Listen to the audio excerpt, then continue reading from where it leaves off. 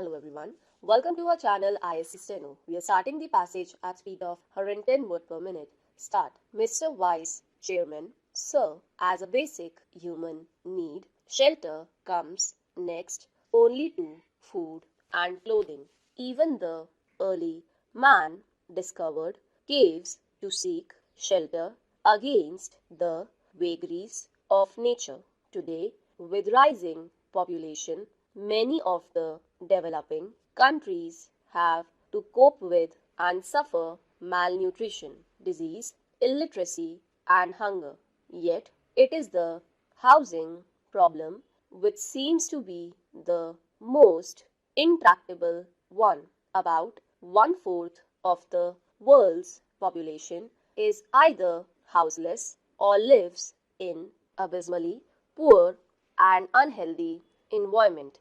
In India, so according to the 2001 census, 2 lakh urban households and another 4 lakh rural households have been without shelter, taking into account the overcrowding and the awful congestion and the need to replace the kacha houses and repair the degraded and dilapidated ones. The actual housing deficit is to the tune of 59 lakh in urban areas and 188 lakhs in rural areas. This deficit of housing is expected to rise to 39 million by the year 2010 AD.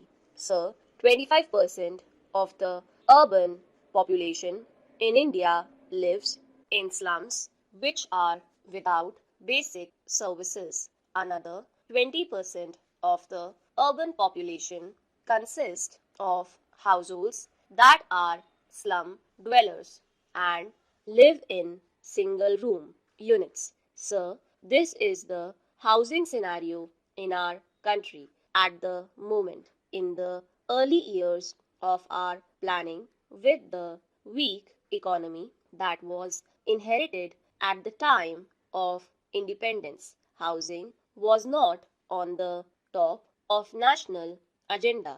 The first priority obviously was to provide food for the people.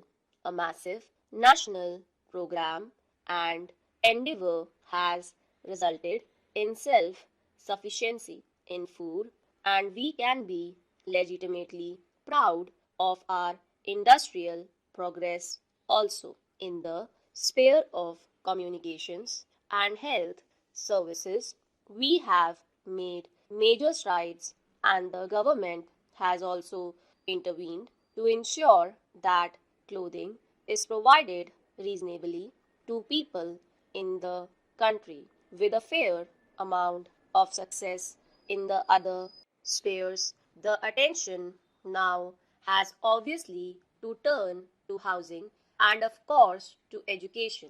In the last decade, quite a few schemes promoted for encouraging housing activity. For the first time, a policy of housing has been formulated to grapple with the situation. It seeks to provide affordable shelter to every citizen in the country by the turn of the 20th century. Experience has shown that housing units raised by the official agencies for the poor are too expensive, and the intended benefit does not reach the beneficiaries for whom the schemes are launched. Now, the housing policy acknowledges the imperative of bringing the prospective beneficiary to the center of development process, and it emphasizes on involving the people in the housing and development programs. This is a welcome change, a welcome shift in the strategy to combat the problem.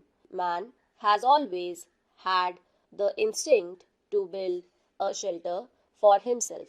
Nothing else explains the mushroom growth of slums. However, a slum dweller, being in constant fear of being evicted from the land which he has encroached upon, does not really spend much on building a shanty for himself, even by his own standard, if he were to be assured of the security of tenure over that particular piece of land, and if that were not possible, if he were to be offered an alternative developed piece of land and provided with the basic services like water and sewage system, street lighting, and other important amenities, and also offered some small loan on soft terms. I am sure that every household will be able to build for itself a house which would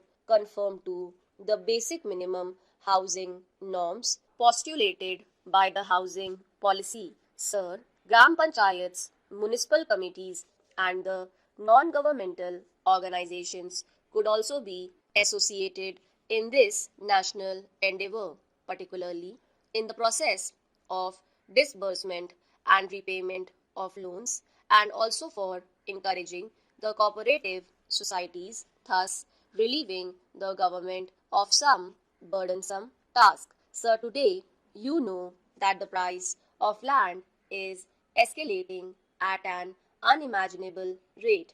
Big business people, big land developers, and property dealers enter the business of real estate, which leads to speculation, and this has raised the price of a small housing plot to such a high level that at least 60% of the population cannot afford even a plot of 15 square meters, which is the minimum norm fixed for housing in the urban areas by the government. So, it is in this perspective that I say that any housing policy can serve a useful purpose only if the task of developing the land for housing purposes is taken over entirely by the government.